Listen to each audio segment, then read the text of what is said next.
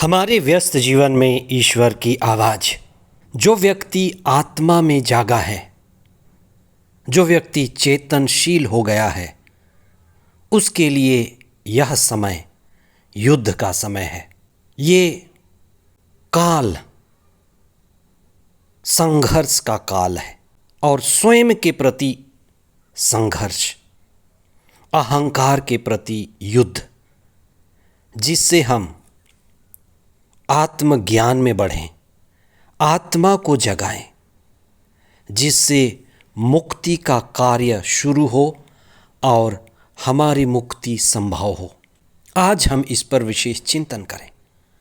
पास्का का दूसरा सप्ताह 10 अप्रैल 2024 बुधवार। प्रेरित चरित अध्याय 5 पद संख्याएं 17 से 26, संत यूहन्ना का सुसमाचार अध्याय 3 पद संख्याएं 16 से 31 तक। धर्मशास्त्र की बातें सभी के लिए नहीं हैं, साधारण तल के लोगों के लिए नहीं है। धर्मशास्त्र की बातें ऊंचे तल की बातें हैं, इसलिए यह मायने रखता है कि हम किस तल पर जी रहे हैं। हो सकता है हम शरीर के तल पर हैं, हो सकता है हम मन के तल पर हैं, और शरीर और मन के तल पर जीते हुए हम धर्मशास्त्र की बातों की गहराई को नहीं समझ सकते। धर्मशास्त्र की बातें हमें व्यर्थ और न समझ मालूम पड़ेंगी। धर्मशास्त्र की बातें ऊंची स्तर की बातें हैं। वे बातें उन्हीं को स्पष्ट लगती हैं या उनके समझ में आती हैं जो चेतना केंद्रित हैं, आत्मा केंद्रित हैं, और जो शरीर और मन के तल को छोड़कर आत्मा के तल पर यात्रा कर रहे हैं या यात्रा कर चुके हैं। जिन्हें आत्मज्ञान मिल चुका है, जो आत्मज्ञान की ओर बढ़ रहे हैं, आत्मा का ध्यान करते हैं या आत्मज्ञान पा चुके हैं, वही आत्मा और चेतना के द्वारा मुक्ति की जरूरत को जान पाएंगे। जो आत्मज्ञान में बढ़ता है उसे ही अपने अहंकार, अपने बंधन, अपने बीमारी का कारण, हम कह सकते हैं हमारे जंजीरों को हम देख पाते हैं। शरीर के तल पर जीवन और शरीर के तल पर जो हमारी चाहत होती है वह शरीर से जुड़ी होती है कि शरीर को कैसे सुरक्षित रखें, सुंदर रखें, कैसे शरीर बना रहे जैसे है। दूसरा है संतानों की उत्पत्ति, वंश चलता रहे, ये जीवन चलता रहे। मन भी यही चाहता है कि शरीर की आयु बड़ी लंबी हो और मेरा वंश हमेशा के लिए चलता रहे, मैं इसी संसार में बस जाऊं, बड़ा घर बनाऊं, बड़ा साम्राज्य खड़ा करूं, सारा संसार जीत लूं। आप याद रखें, संत लूकस ने अपने सुसमाचार अध्याय 9 पद संख्या 25 में कहा है, मनुष्य को क्या लाभ यदि वह सारा संसार कमा ले लेकिन अपनी आत्मा गंवा दे। आत्मा की चाहत मुक्ति को जगाता है। चेतना में बढ़ना हमारे मुक्ति के अकुलाहट को जगाता है।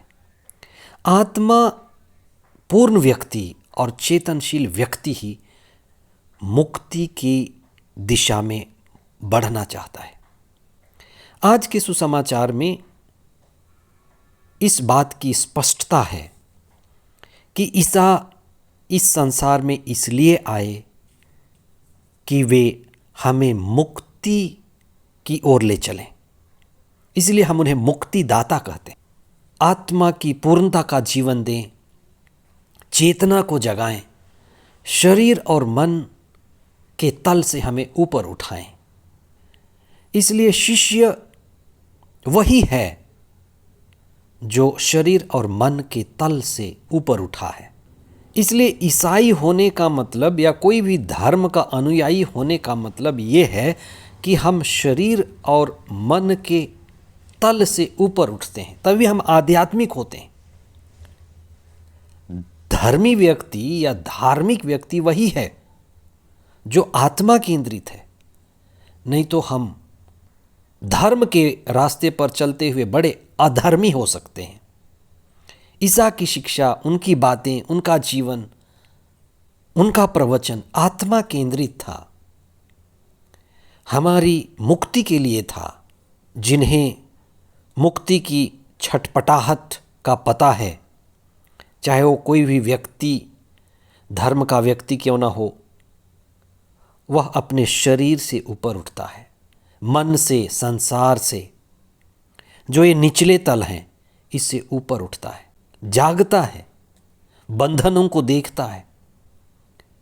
और ये समय जागने का समय है, पास्का का समय, मुक्ति की दिशा में संसार पार करने का समय है, आत्मा में, चेतना में, बोध में बढ़ने का समय है।